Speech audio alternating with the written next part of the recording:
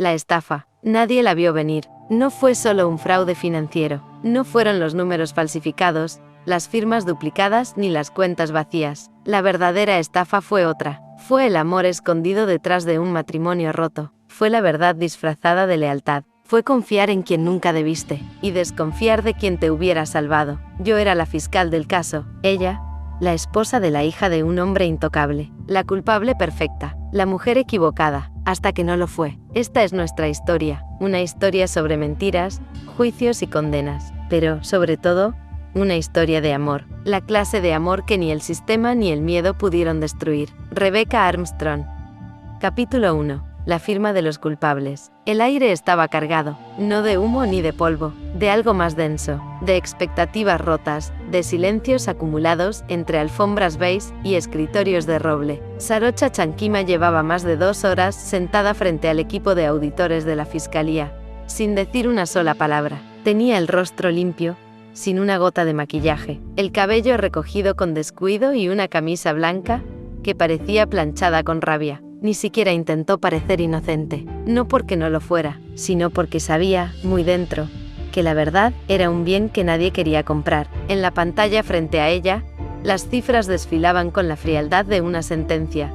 Desviaciones, facturas falsas, transferencias encubiertas desde cuentas espejo, todo bajo su firma, bajo su responsabilidad como directora financiera de Jensen Group. ¿Sabe lo que esto significa, señora Chankima?, le preguntó un joven fiscal con la voz tensa. Ella lo miró apenas. No respondió. El abogado que la acompañaba no era de su elección. Lo había mandado el señor Jensen. Acompañarla, calmarla, vigilarla. Todo a la vez. Era evidente que su presencia allí estaba diseñada, no para defenderla, sino para asegurarse de que no dijera lo que no debía. Pero ya era tarde. Desde hacía meses, Sarocha sabía que estaban preparando el golpe final, una cadena de errores forzados, un movimiento sutil de fichas, el último eslabón de una trampa perfecta. 3 años antes, el apellido Chankima estaba al borde de desaparecer del mundo de los negocios. Su padre, un empresario honesto y torpe, había perdido casi todo en una inversión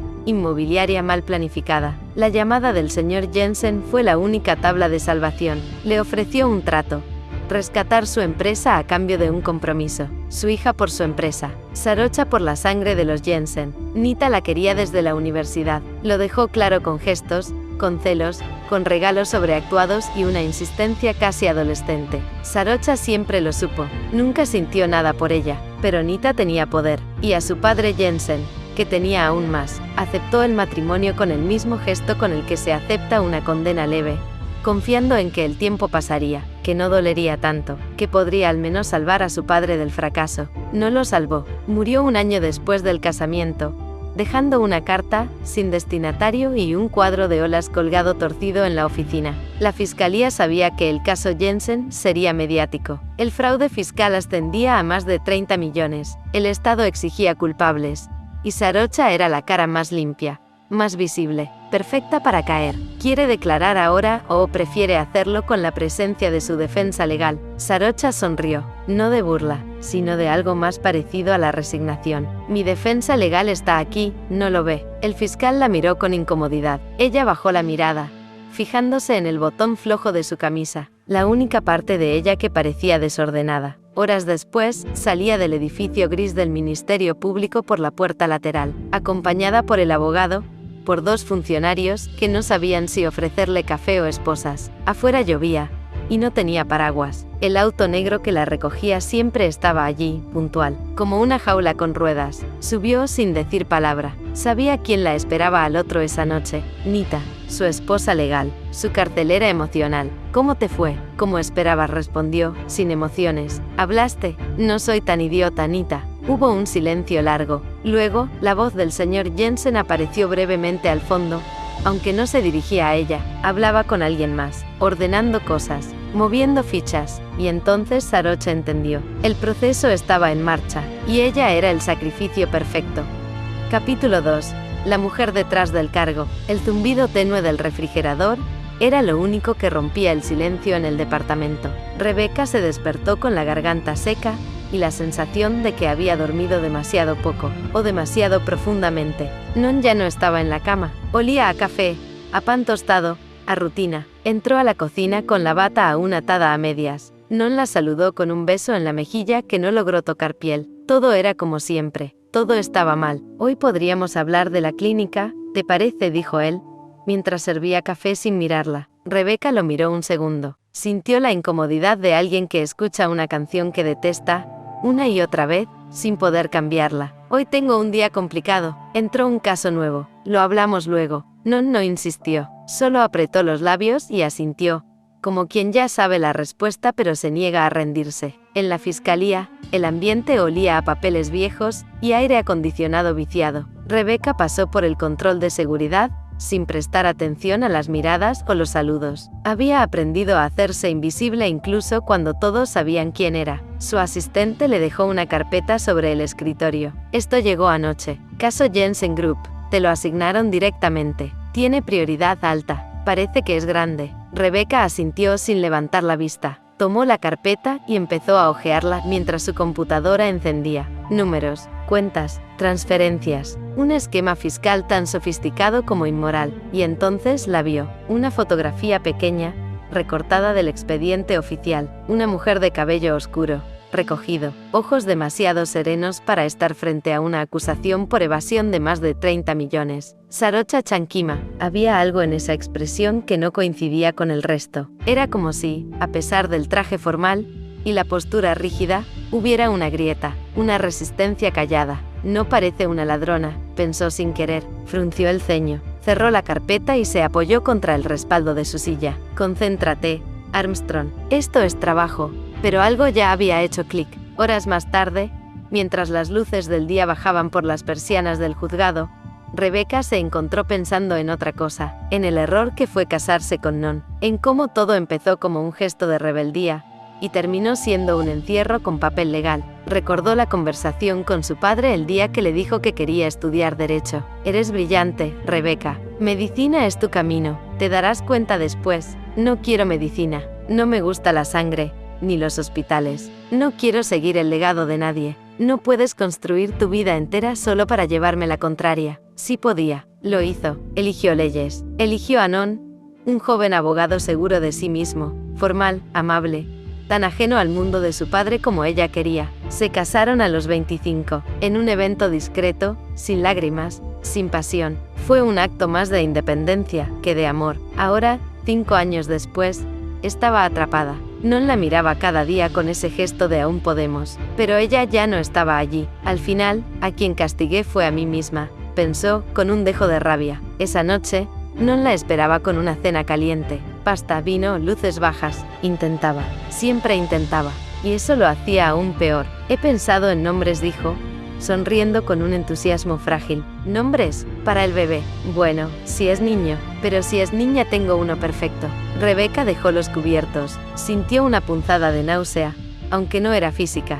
No estoy lista para eso. Te lo he dicho muchas veces. Nunca estás lista, Rebeca. Vas a tener 40 y seguir dudando. No es una duda, respondió, con la voz baja pero firme. Es certeza. El silencio fue cortante. Él se levantó y empezó a juntar los platos, sin decir palabra. Ella se levantó también, escapando hacia el baño. Se encerró, se miró al espejo. El rostro que la observaba parecía el de otra mujer, una que fingía, día tras día. No lo amo, no lo amé nunca. Ya en la cama sola, abrió la laptop, volvió al expediente, volvió a la foto. Sarocha Chankima, esa mirada que parecía contener una historia más densa que cualquier número. Hay mujeres que no necesitan hablar para gritar, pensó.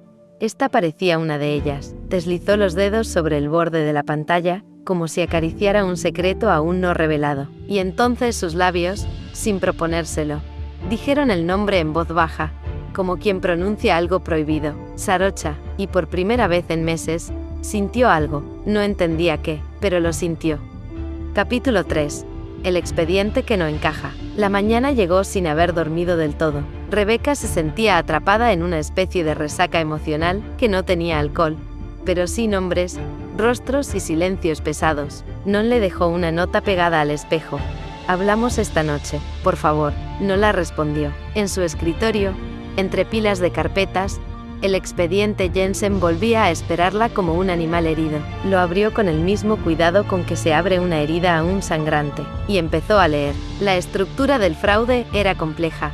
Desvío de fondos por medio de empresas falsas, contratos ficticios, triangulación internacional. La empresa Jensen llevaba casi 4 años manipulando los balances, inflando facturas, ocultando ingresos, mintiendo al fisco con una precisión exacta. Y sin embargo, algo no cerraba. Sarocha Chankima, directora del área de finanzas desde hace 2 años, era la única que figuraba como firmante en una serie de transacciones sospechosas. El expediente estaba armado para que ella pareciera el cerebro y la mano ejecutora. Pero Rebecca ya había visto demasiadas mentiras disfrazadas de evidencia. No era solo intuición, era método. Volvió a revisar las fechas. Antes de la llegada de Sarocha a la empresa, ya existían movimientos irregulares en cuentas paralelas. El desfalco no había empezado con ella, solo se había perfeccionado. Además, las firmas digitales eran extrañamente prolijas, sin variaciones humanas. Algunas parecían copiadas y pegadas con demasiada exactitud.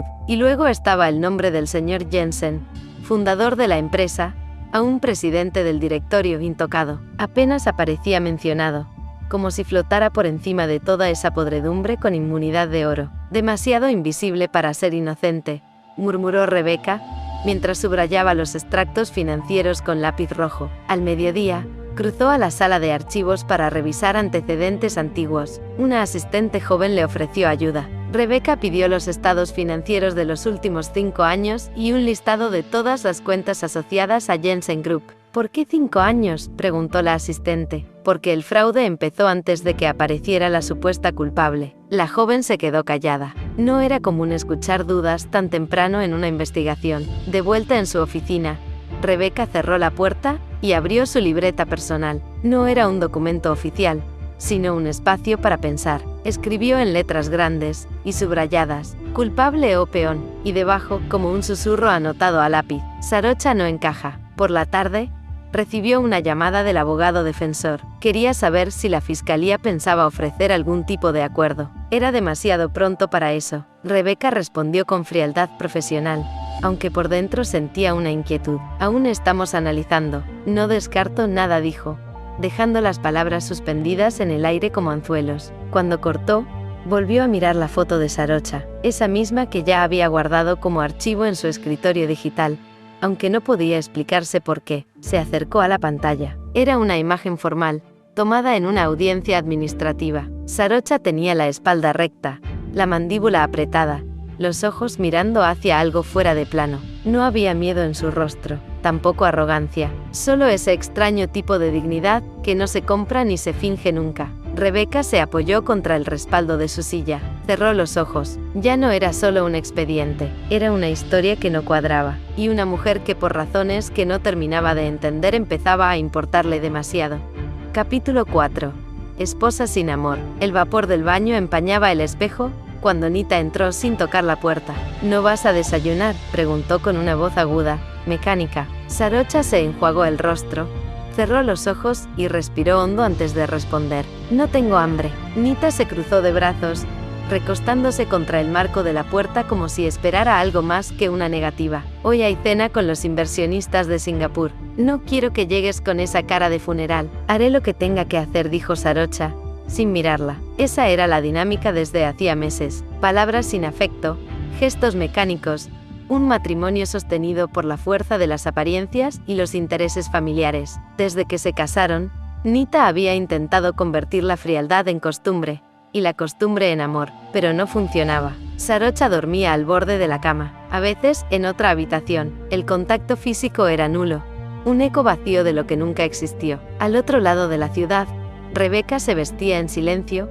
mientras Non revolvía huevos en la cocina. Ella lo observó desde el marco de la puerta, sin acercarse. Él hablaba del día, del cliente nuevo, de los planes para el fin de semana. Ella asentía por reflejo, mientras su mente estaba en otro lugar. ¿Y si este fin de semana vamos a ver esa casa que te gustó en Samut Prakan?, sugirió Non, sin dejar de remover. No es el momento, respondió Rebecca, cortante. Nunca lo es, no, soltó él, sin disimular la molestia. Hubo un silencio que se volvió costumbre. La misma discusión que ya no era discusión, sino desgaste. Lo único que te pido es que lo pensemos. Un hijo, Rebeca. Ya hemos hablado de esto. Ella dejó la taza de café sobre la encimera con más fuerza de la necesaria. ¿Y si yo no quiero un hijo, no? Nunca lo pensaste así. Él la miró, herido y sorprendido. ¿Desde cuándo? Desde siempre. Solo que antes no lo decía en voz alta. Él retrocedió un paso, como si hubiera recibido una confesión imperdonable. Entonces, ¿por qué te casaste conmigo? Rebeca lo miró, sin odio, sin culpa, solo con una lucidez que dolía. Para castigar a mi padre. Y al final, el castigo fue mío. No desvió la mirada.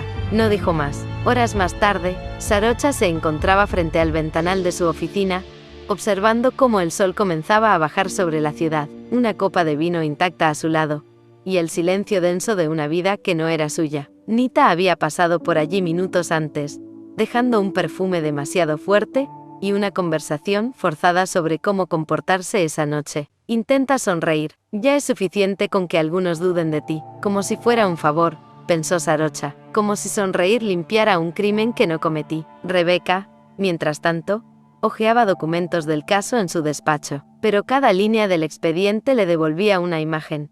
La mujer de rostro sereno y ojos cansados. Había algo en esa mirada que reconocía sin entender, y sin querer, su dedo índice se deslizó sobre el nombre escrito al pie de una declaración jurada. Sarocha Chankima, como si fuera una señal, como si ya se conocieran desde antes. Capítulo 5. Entrevista preliminar. La sala estaba templada, silenciosa, con esa luz blanquecina que no sabe de emociones. Rebeca revisó su tablet por última vez antes de que la puerta se abriera. El oficial que la acompañaba entró primero. Luego, detrás, una figura vestida con sobriedad, mirada firme, andar recto. Sarocha Chankima. Había algo en ella que desmentía el informe. No tenía el gesto de los culpables, ni la defensiva de los que vienen a proteger su nombre. Había, en cambio, una serenidad que dolía, una especie de presencia contenida que no se explicaba del todo. Fiscal Armstrong saludó a Sarocha, con voz clara, sin arrogancia. Señora Chankima, gracias por venir. No era un interrogatorio oficial, sino una primera entrevista preliminar solicitada por la defensa. Rebeca había aceptado porque quería observarla de cerca, no solo lo que decía, lo que callaba, lo que temblaba apenas. Sarocha tomó asiento al frente. No evitó la mirada de Rebeca, tampoco la sostuvo más de lo necesario. Era como si midiera cada gesto con bisturí. Rebeca encendió la grabadora. Formalidad, precaución, control. Como sabrá, esta conversación no reemplaza un interrogatorio formal, ni tiene valor vinculante, comenzó, pero puede ayudarnos a comprender el marco general de su participación en la administración financiera del grupo Jensen. Comprendo, dijo Sarocha, la voz, grave, precisa, sin adornos. Lleva 2 años al frente del área de finanzas, continuó Rebeca. Durante ese tiempo, se detectaron irregularidades por más de 180 millones de baht. ¿Era usted la única responsable de la firma digital en las operaciones externas? No, aunque mi firma aparece, las decisiones eran colegiadas. Cada movimiento importante pasaba por el directorio, y por el señor Jensen directamente. Rebeca levantó la vista de su tablet. El nombre había salido sin provocación. Tiene cómo probarlo. No en papel, nunca dejan papel, pero hay registros de correos y reuniones internas. Mi abogado está reuniendo documentación. ¿Por qué aceptó ese puesto? Silencio. Sarocha la miró. Por un momento pareció calcular si debía responder con cortesía, con frialdad o con honestidad. Eligió esta última, porque fue una condición de mi suegro, para salvar la empresa de mi padre. Rebeca anotó sin mirarla, pero algo se tensó en su pecho, como si una grieta se hubiera dejado ver en una estructura de mármol. Y el matrimonio con Amanda Jensen. Otra pausa, esta vez más breve. También fue parte del trato. No hay afecto entre ustedes. Sarocha sonrió apenas, pero no fue una sonrisa. Fue algo más amargo, un gesto sin refugio. No creo que eso sea relevante para esta causa, fiscal. Todo lo que afecte sus decisiones en el cargo puede ser relevante. La mirada de Sarocha se afiló un segundo. Luego volvió a la neutralidad. No hay amor, hay una historia de intereses cruzados. Nada más. Rebeca asintió. Sin saber por qué, la respuesta le dolió, como si no hablara solo de la otra mujer, sino de sí misma. A los 20 minutos, la conversación había cubierto temas clave. Sarocha fue coherente, prudente, pero dejó ver grietas. No pidió compasión, no acusó con rabia, pero tampoco defendió a su entorno. Era como si supiera que estaba sola, y se hubiera hecho fuerte en esa soledad. Cuando Rebeca le pidió que describiera su rutina en el cargo, notó algo sutil. Cada palabra de Sarocha se ordenaba con precisión, pero su cuerpo no seguía la misma lógica. Una rigidez en los hombros, un movimiento leve en la pierna, el autocontrol que se ejercita cuando se ha aprendido a sobrevivir bajo mirada ajena. Al terminar, Rebeca apagó la grabadora. El silencio se instaló. Ya sin la mediación del protocolo, las miradas se volvieron más lentas, más humanas. Gracias por su tiempo, dijo Rebeca. Usted me miró distinto cuando entré, dijo de pronto Sarocha, como si esperara otra cosa.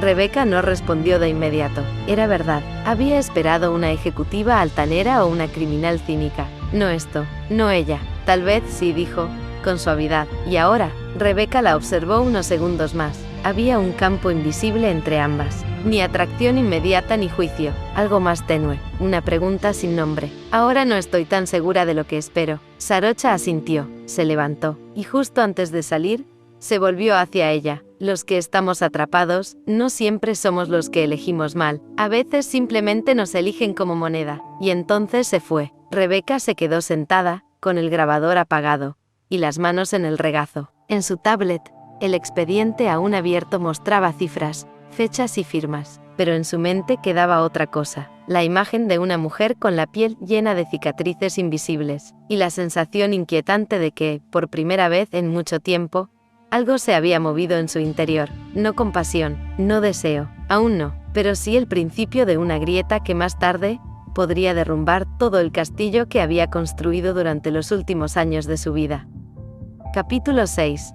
Un silencio que grita. El despacho de Rebeca estaba en penumbra cuando volvió. No encendió la luz, dejó el bolso sobre el sofá, y se quitó los zapatos como si pesaran demasiado. Caminó descalza hasta el ventanal. La ciudad seguía allí afuera, con su ruido contenido, sus luces frías, sus autos pequeños que parecían insignificantes desde el piso 14. Pero dentro de ella, todo estaba diferente. La voz de Sarocha aún le retumbaba. No por lo que dijo, sino por todo lo que no dijo. Había algo en esa mujer que rompía con la lógica de los culpables que Rebeca conocía. No se victimizaba, no rogaba, no se defendía con furia ni con pretextos, y sin embargo, había en su silencio una forma de resistencia que dolía, un silencio que gritaba. Rebeca dejó caer su cuerpo en el sofá, cerró los ojos, pensó en los gestos, en cómo Sarocha bajaba la mirada, no por sumisión, sino como quien decide qué pedazos de sí mostrar, en la tensión de su mandíbula, en el modo casi físico en que parecía mantener algo atado dentro. Una mujer atrapada, eso había dicho, y no por sus errores,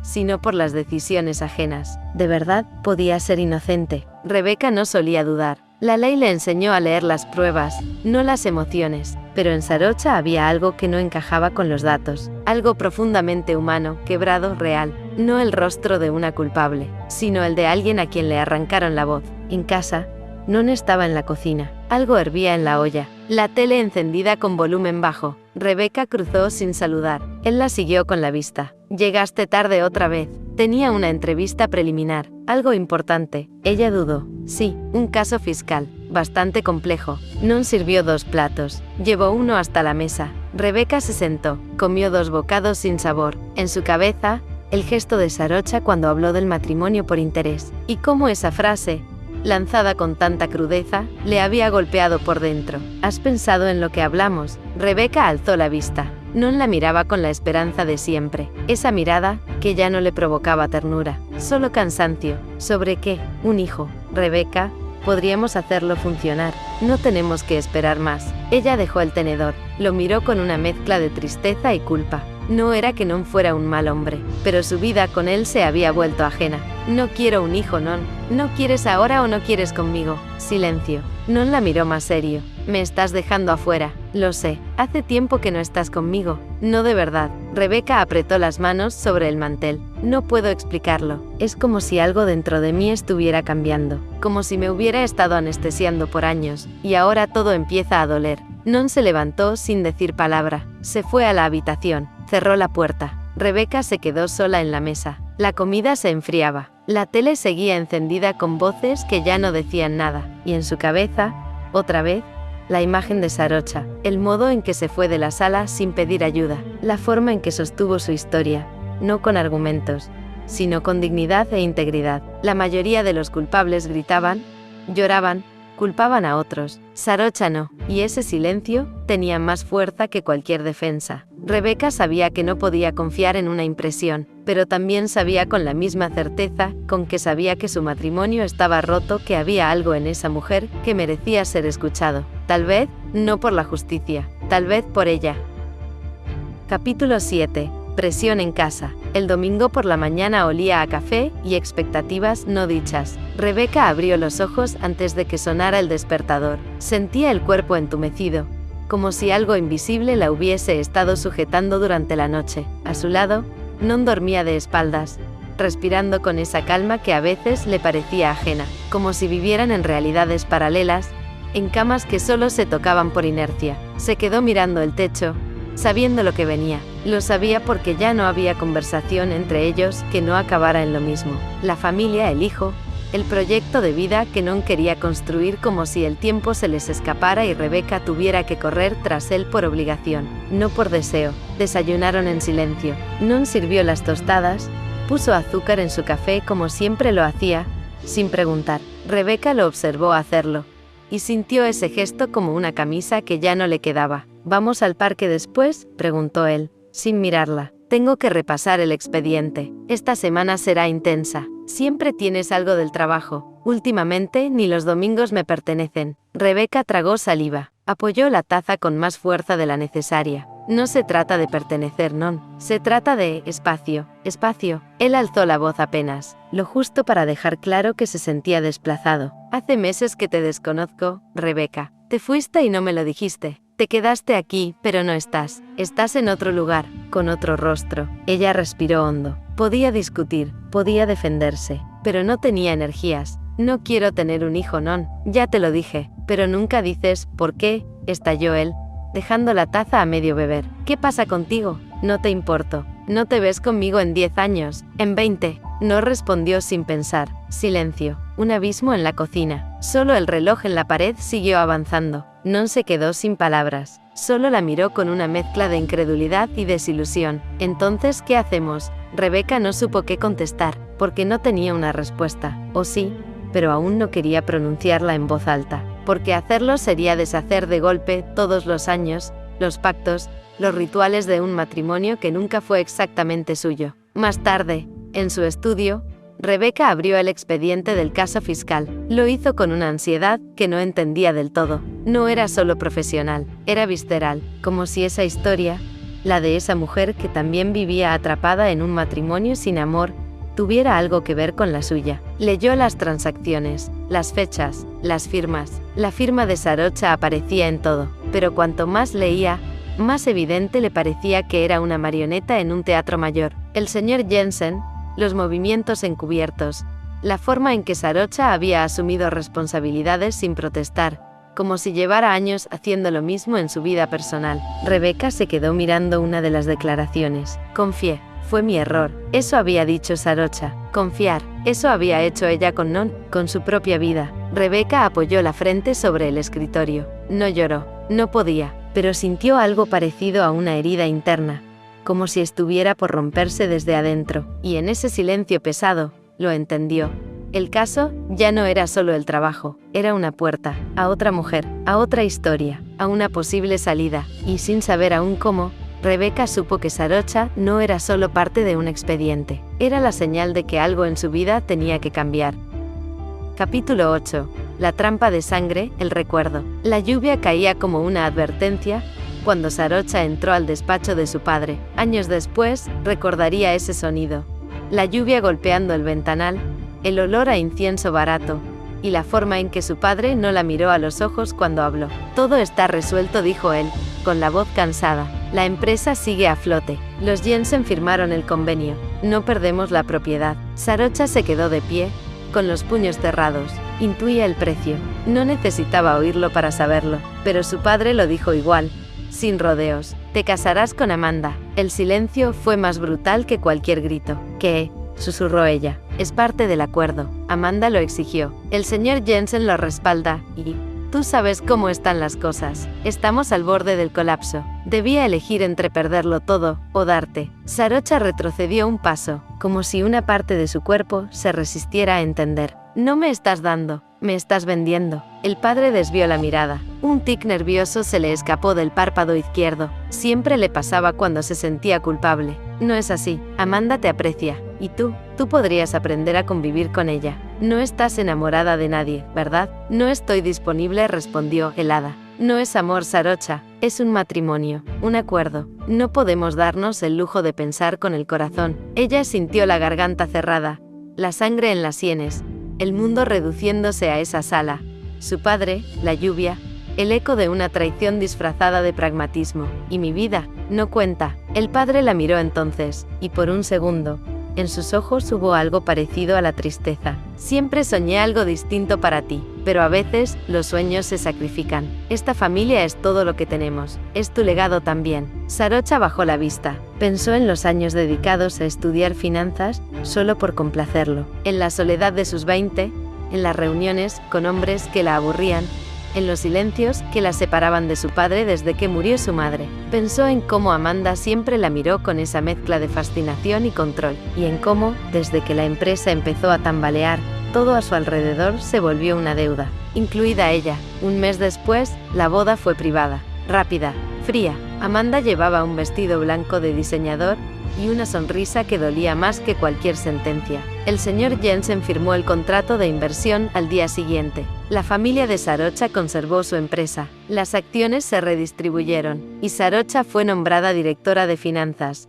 como parte del nuevo orden. Te prometo que no te arrepentirás, le susurró Amanda durante la recepción. Haré que seas feliz, a mi manera. Sarocha la miró con una sonrisa vacía, y esa noche, sola en su habitación matrimonial, entendió que había sido enjaulada con flores, una jaula legal, de esas que no tienen barrotes, pero sí contratos, un pacto de sangre disfrazado de salvación, un sacrificio a la herencia, un acto de obediencia al apellido, una trampa silenciosa con apellido Jensen. Capítulo 9. Soledad a doble filo. La noche cayó sin aviso, como una sábana pesada sobre una cama no deseada. Rebecca cerró la laptop, los documentos del caso fiscal aún abiertos, los números flotando frente a sus ojos, y la firma de Sarocha Chankima repitiéndose como un eco. Tenía la extraña sensación de que no estaba estudiando un delito, sino desentrañando una historia que se le metía en la piel sin permiso. No estaba en casa, se había ido a cenar con unos colegas, con esa mezcla de despecho y libertad que últimamente parecía disfrutar más de la cuenta. Rebecca, en cambio, no tenía deseos de salir, ni de hablar con nadie, ni siquiera con ella misma. Encendió un cigarro, fumaba poco, casi nunca, solo cuando el vacío se hacía tan grande que necesitaba llenarlo con algo que ardiera. Se sentó en la terraza. Desde allí, se veía la ciudad parpadeando a lo lejos, con su promesa falsa de movimiento. Y por primera vez en mucho tiempo, se atrevió a decirlo en voz baja: no soy feliz. Las palabras se disolvieron en el humo, pero su eco quedó vibrando en el pecho. Era la verdad más simple y más difícil de aceptar. No lo era con Non, no lo era en su carrera, aunque tuviera prestigio y reconocimiento. No lo era consigo misma, atrapada en una vida que eligió a medias, construida más por reacción que por deseo. Volvió al interior, se preparó un té como si pudiera calmarse con eso, y se recostó en el sofá con el expediente aún en las manos. Pasó las páginas, no para revisar datos, sino para verla, a ella, el rostro de Sarocha en la ficha técnica, el perfil de su vida, las entrevistas, las declaraciones escuetas, una mujer que no se defendía, que parecía resignada pero no quebrada. Algo en su mirada, incluso en una simple foto oficial, la inquietaba, una dignidad silenciosa, una herida antigua que no se ofrecía, pero tampoco se ocultaba. No entendía por qué le importaba, pero le importaba, mucho más de lo profesional, mucho más de lo lógico, y ese pensamiento le revolvió el estómago. No era atracción, no todavía, era algo más profundo y confuso, como si de algún modo, a través del expediente, a través de esa firma repetida, Rebecca viera una versión velada de sí misma, una mujer atrapada en una vida pactada por otros, una esposa sin amor, una prisionera sin barrotes. Y si Sarocha no solo fuera víctima del sistema fiscal, y si también lo fuera de una estructura más invisible y cruel, igual que ella. Se tocó la sien, como si eso pudiera despejarle la cabeza, pero no lo logró. Cerró los ojos y, por un instante, se permitió imaginar. ¿Qué pasaría si la conociera fuera del contexto legal? ¿Qué diría? ¿Cómo sonaría su voz si no estuviera declarando? Se avergonzó del pensamiento. Lo encerró rápido, pero ya estaba ahí. La conexión se había activado. Y esa noche, al quedarse dormida en el sofá, fue el nombre de Sarocha el último que cruzó su mente, como una sombra tibia, como un llamado sin palabras. Capítulo 10. Frente a frente. La sala de entrevistas estaba hecha para intimidar. Las paredes frías, el vidrio esmerilado, la grabadora encendida. Todo diseñado para reducir al otro a datos, a confesiones, a hechos fríos. Pero esa mañana, cuando Rebecca Armstrong entró con su carpeta en brazos y la mirada fija, nada fue frío, porque Sarocha ya estaba allí, esperándola, sentada con la espalda recta, las muñecas sobre la mesa, los ojos oscuros que no evitaban los suyos. No era desafío, era otra cosa, algo más profundo, como si estuviera allí por voluntad propia, no como una acusada, sino como una mujer que ya no tenía nada que temer. Señora Chankima, dijo Rebecca, con un tono neutro que no reconoció como suyo. Gracias por presentarse. No tenía otra opción, ¿no? Su voz era serena, sin burla, sin queja, solo un dejo de ironía muy suave, como un perfume que queda en el aire después de alguien. Rebecca se sentó, abrió la carpeta, no leyó, solo la miró, y por un instante demasiado largo para ser profesional ninguna habló. Solo se miraron. Las palabras vendrían después, las preguntas, la mecánica legal, pero en ese momento, lo que ocurrió fue algo más primario, un reconocimiento. Rebecca sintió cómo su estómago se apretaba, cómo la piel de sus brazos se erizaba sin motivo. No era atracción, no aún, era una especie de vértigo, una sensación de estar ante alguien que llevaba algo familiar en la piel, aunque jamás la hubiera visto. ¿Sabe por qué está aquí?, continuó, obligándose a sonar como fiscal. El Estado la acusa de evasión tributaria. Usted firmó los documentos clave como directora de finanzas de Ensign Group. Sarocha asintió con un movimiento apenas perceptible. Sí, firmé lo que debía firmar. Mi cargo me lo exigía, y no leyó. Leí lo necesario. Confiaba en los datos que me entregaban. O prefería confiar. Prefería. Es más fácil sobrevivir así. Rebecca sintió un nudo en la garganta. No por lo que dijo, sino por cómo lo dijo, como quien está cansada de explicar su propia soledad. La entrevista duró poco más de 40 minutos. Preguntas formales, respuestas medidas, ninguna confesión directa, ninguna huida. Pero Rebecca notó algo imposible de registrar en el expediente. Sarocha no se defendía, porque ya había perdido algo más importante que su libertad. Su cuerpo estaba presente, su mente aguda, pero su alma parecía en pausa. Cuando la entrevista terminó, Rebecca apagó la grabadora y se puso de pie. Sarocha también, y ahí ocurrió, una mirada final, sutil, larga, silenciosa, una pregunta que no se formuló, un anhelo que ninguna se atrevió a nombrar, como si en otra vida, en otro contexto, ya se hubieran conocido, como si algo empezara a reconocerse, sin que ninguna de las dos pudiera explicarlo. Gracias por su tiempo, dijo Rebecca, apenas audible. Gracias por tratarme como una persona, respondió Sarocha, y se fue, dejando tras de sí el eco de su perfume leve, y una grieta en Rebecca que empezaba a abrirse sin avisar. No olvides seguir el canal, suscribirte, darle me gusta, y seguir disfrutando de la historia.